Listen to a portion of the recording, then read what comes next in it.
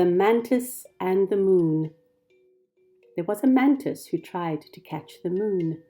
He wished to sit on it and cross the sky each night so that all the animals would say, "There is the mantis travelling on the moon. He must surely be a god, and we should praise him." Then the mantis could ride majestically at last, looking down on the great dry desert where he lived, at the camel thorns and empty watercourses and the herds of springbok gazing up at him. He would be proud, for they would think he really was a god, and every creature would revere him. But the mantis was just an insect, and the moon was far away. Even the night birds whose shadows dipped across its face would never reach it. So how could a mantis fly there, he with the short whirring wings?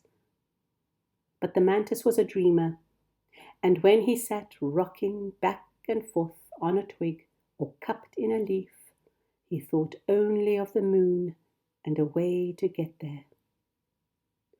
The moon was elusive, for it did not always rise at the same time. The mantis decided to capture it as it peered over the horizon. Then it was big and cumbersome and clambered slowly into the sky. For when it was high and white, it was distant, moving swiftly, and often disappeared before it reached the far horizon, becoming faint and white like a fragment of forgotten cloud in the rising light of the sun. The mantis waited impatiently all day until the shadows crept out from under stones and bushes, hunting across the dry ground for each other, so they could mingle in cool patches without the heat to wither them. He watched until the sky was pale green, where the bright daylight and the blue darkness met. And when the moon rose, it came so silently he nearly missed it. There it was, caught in the branches of a camel thorn. The mantis flew to the tree in short, urgent bursts. He hurried up the trunk, half running, half flying, climbing between the thorns and the drooping fronds of tiny oval leaves. The moon was above him, pinned by the topmost twigs. He struggled upwards and pounced, but he overbalanced, and although he steadied himself to spring again, the moon had gone. It was cradled in the branches of a baobab, resting quietly, it seemed, waiting for the mantis to unharness it. He flew with a whir and a click of wings to the foot of the baobab, which stretched up its mighty branches to tangle with the stars. The mantis started up the trunk, a long journey for a small creature, but when he reached the cradle of the tree, the moon had climbed ahead and was anchored to the branches high above him. The mantis flew at it, determined to catch it before it broke loose. When he got there, it was gone, moving on, smaller and swifter and very far away. As the moon waned, it rose later each night.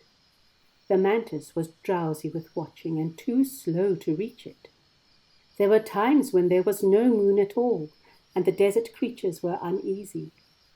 For although the moon always returns to light their grazing grounds, perhaps one night it will just keep on falling into the great wastes of sky below the earth, and never turn and rise again over the desert, slim and curved and supple as a hunting bow. The mantis tried to catch the new young moon, but it was lithe and swift, and even the acacias could not hold it with their sharp white thorns. "I shall make a trap," declared the mantis, and he wove a rope out of dry grass and tied it in a noose around the stick. He hid among some rocks on a high ridge where he was above the moon when it rose, full and orange and as heavy as a calabash of thick, sour milk.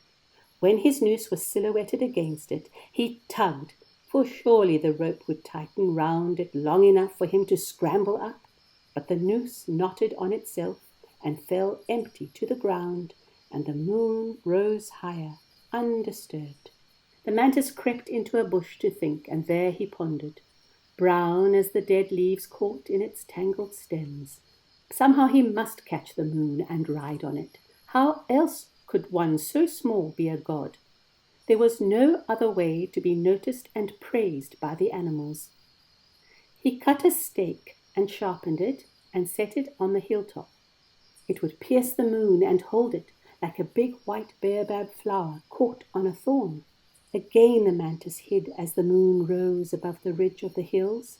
It moved slowly towards the stake. "Oh, foolish moon," he cried, "now I have caught you. Oh, wise and cunning mantis!" But the stake only traced a shadow on its face, and the moon was gone, climbing higher up into the night. Oh, the mantis shouted in rage and broke the stake in two. He went to plan another way to outwit the moon. He made a jani, a length of reed and a partridge feather tied to a short twist of sinew, weighted with a stone.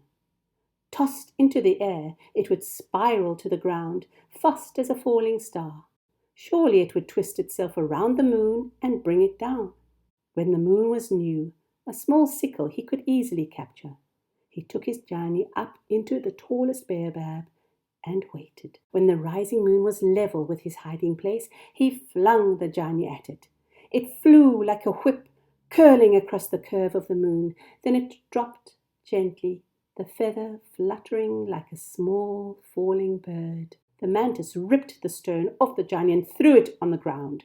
The moon became full once more, and the mantis followed it to see where it went when it sank below the horizon. He flew from bush to bush, from stone to stone, watching it circle the sky. He came upon a waterhole deep in the sand, trampled by many hooves, and there, far below, was the moon, caught in the water. Stealthily he crept down the steep bank to where the coarse, dark sand was damp. He paused, gazing at the bright, hovering disk. He pounced on it, clutching at it with his spiny claws, but he sank gasping under the water, then struggled to the bank, wet and afraid. And still the moon lay there, bright and glowing. Many times the mantis tried to pry the moon out of the water, but he failed. At last, in anger, he took a rock and hurled it, cursing the moon. The stone shattered the reflection, and 1,000 splinters of moonlight pierced the mantis's eyes. He ran away far from the waterhole where he thought the moon was caught, and hid in a thorn tree.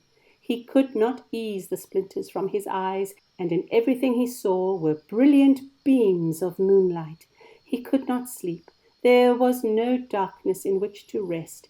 He no longer wished to be a god and sit astride the moon so that the desert animals would praise him, and he wondered how he could have hoped for that.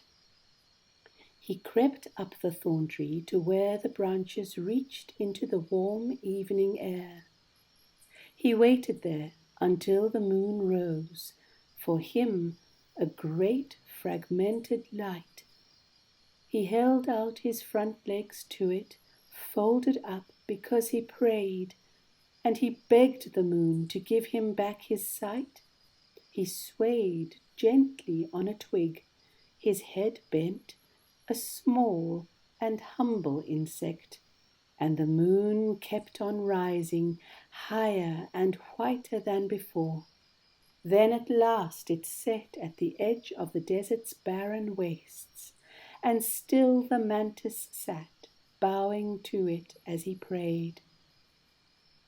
When daylight came, it was pale and steady, and the shadows of the thorn trees fell sharply on the sand.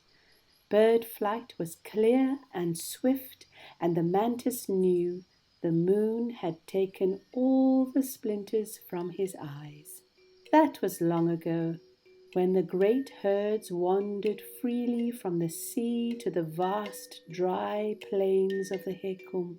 The children of the mantis live there still, brown and green as the leaves that change with the seasons, and they sit, their forelegs held up in praise of the moon, who forgave and restored the sight of their ancestor, the small, short-winged one, who wished to be a god.